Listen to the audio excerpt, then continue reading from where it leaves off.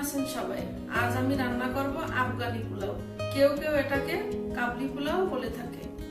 আফগানি পোলাও রান্না করতে কি কি উপকরণ লাগে চলুন একবার দেখে আসি। এখানে আমি 1 কেজির বেশি বিফ নিয়েছি। বিফের সাইজ একটু বড় বড় করে নিয়েছি। আফগানি পোলাওতে একটু বড় করে মাংসের টুকরোগুলো নেয়, আপনারা ছোট করে নিতে পারেন।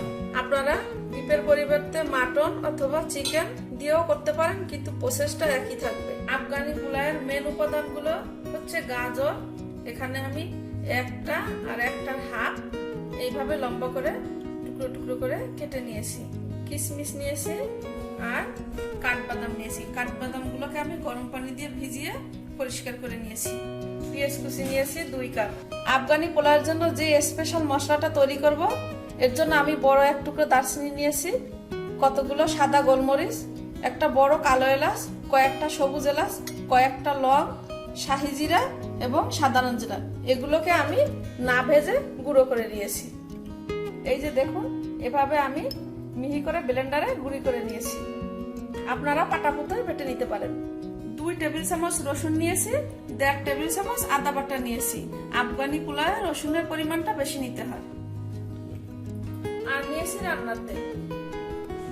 এখন আমি মাংসটাকে একদম তুলতুলে নরম করে সিদ্ধ করব। আপনারা প্রেসারেও করে নিতে পারেন। আমি দিয়ে দিচ্ছি এখানে লবণ, রসুন বাটা, আদা বাটা আর সেই স্পেশাল গুঁড়ো করা আফগানি পোলাওয়ের মশলাটা, আর দিব পরিমাণ মতো পানি।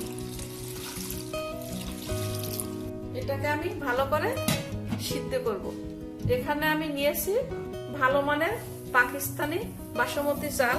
চেষ্টা করবেন ভালো মানেরটা নেওয়ার জন্য, দেখতে যেন সুন্দর হয়, ভাতগুলো লম্বা লম্বা দেখা যাবে। এগুলোকে আমি পরিষ্কার করে ধুয়ে 1 ঘন্টার জন্য ভিজিয়ে রাখবো। এভাবে আমি চালগুলোকে ধুয়ে 1 ঘন্টার জন্য ভিজিয়ে রাখবো। মাংসটা আমি সিদ্ধ করে নিয়েছি, সিদ্ধ করে উঠিয়ে নিয়েছি।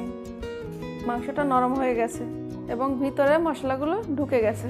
মাংসটা সিদ্ধ করার পর যে পানিটা পাওয়া গিয়েছে সেটাকে মাংসের স্টক বলে। আমি 500 গ্রাম চাল নিয়েছি। 500 গ্রামে আমি 1 লিটার পানি নিব।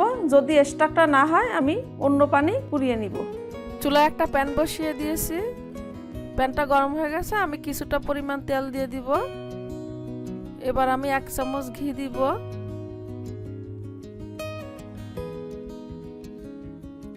এখন আমি কিশমিশ এবং বাদামগুলোকে একটু ভেজে নিব।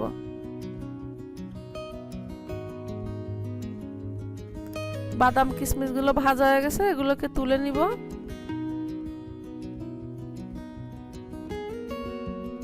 একই তেলে আমি গাজর কুচি দিব এবং যে চিনি নিয়েছি তার থেকে 1 চামচ চিনি এখানে অ্যাড করে দিয়ে আমি গাজরটাকে একটু হালকা ভেজে নিব।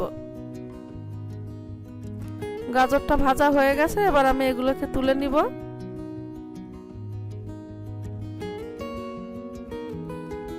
এখন আমি আর একটু ঘি অ্যাড করে দিব। আমি পেঁয়াজগুলোকে দিয়ে দিব। পেঁয়াজগুলোকে আমি একটু বাদামি করে ভেজে নিব। আমি সামান্য একটু লবণ দিয়ে দিলাম, পেঁয়াজটা যেন তাড়াতাড়ি হয়ে যায়।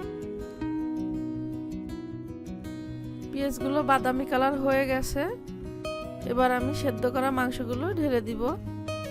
মাংসগুলোকে পেঁয়াজের সাথে একটু ভেজে নিব।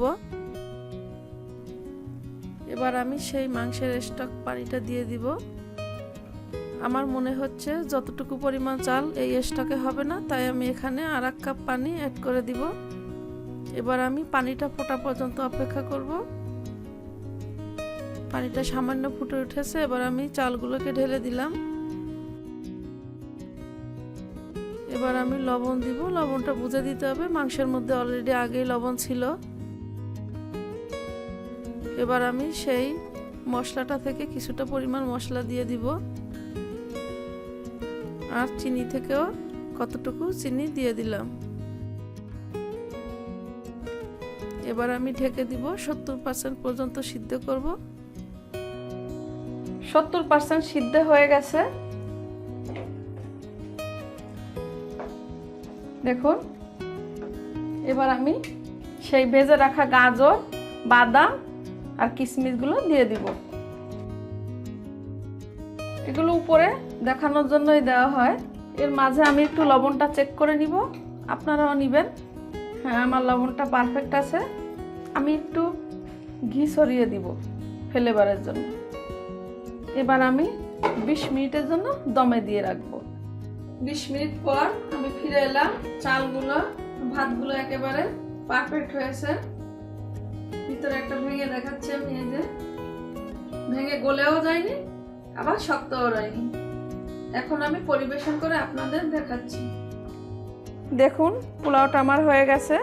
এটাকে বিরিয়ানির মতো দেখা গেলেও এটাকে কাবলি পোলাও বলে। দেখুন মাংসটা কতটা সফট এবং জুসি হয়ে গেছে, অনেকটা জুসি ভাব চলে এসেছে। দেখতে যেমন সুন্দর, খেতেও তেমন সুস্বাদু।